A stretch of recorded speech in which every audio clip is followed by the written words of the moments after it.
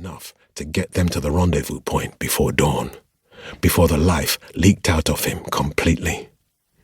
I don't want to die in a foreign spirit land. Just then, the driver swung the wheel wildly, forcing the car to swerve right, barely missing two ghosts in long grey frocks. The cab careened down a short flight of cobblestone stairs before reconnecting with an actual road and accelerating again. Shigidi fell back into his lover's lap, and his head bounced against the car door so hard he feared for a moment it had cracked open. His vision went blank, and he wasn't sure if it was because he had closed his eyes or if the impact had damaged something in his head. But he didn't really care. Everything hurt. "Careful!" she shouted at the driver as she pressed her hand into Shigidi's and pulled his head into her bloody bosom. "Sorry, I'm doing my best, dear love," the driver called back. "But in case you haven't noticed, we are being chased by 4 living statues and 1 pissed-off giant." She ignored the driver and whispered into Shigidi's ear. "Hold on, darling. I love you. Do you hear me? I love you. Just hold on. Everything will be okay. We are almost there." Stunned, he forced his lead-heavy eyelids open and looked up into her large, wet eyes, shimmering with a glaze of tears and the reflection of bright yellow spirit particles. He wanted to embrace her and tell her he loved her too, the way he'd always imagined he would when she finally said the words to him. But he was short one arm, and his mouth couldn't form the words. His tongue felt swollen and numb in his mouth, saturated with the sharp taste of iron and clay. He could still hear her.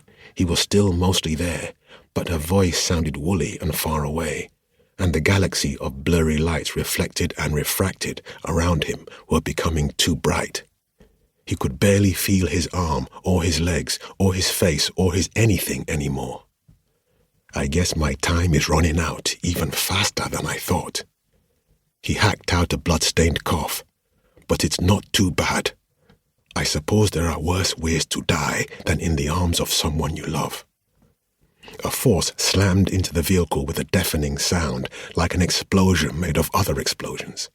The driver let out a primal scream that Shigidi could barely hear above the cacophonous violence of metal crunching against metal, the shattering of glass, the screeching of rubber on asphalt. In that moment he knew they were done for. He focused on the thing that mattered most to him. Her.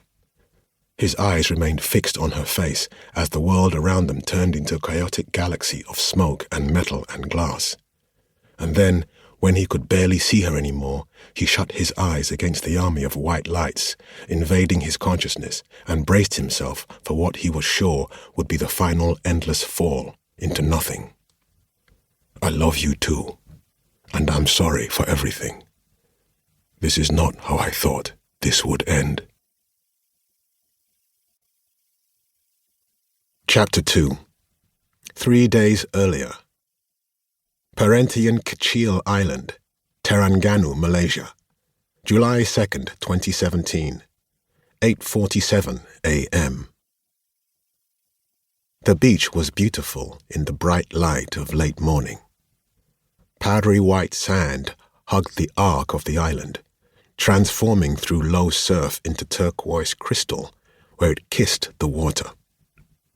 A widely spaced succession of small, brightly colored boats, mostly fiberglass utility models, and a few wooden longtails with equally colorful sashes draped around their prows, rocked gently in the shallow water.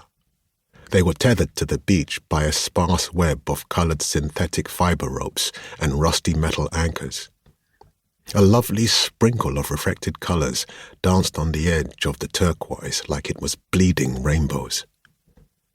Beyond the beach line rose a lush green island. An array of bold, brown wooden bungalows perched on the elevated rocks peeked out of the forest like curious children.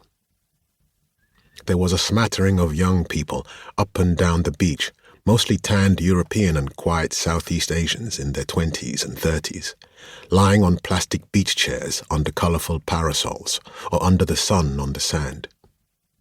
Around them were the usual debris: seaweed, cigarettes, seashells, beer cans, and the charred remnants of a bonfire from the previous night's fire dance. Shigidi and Nnoma stood out.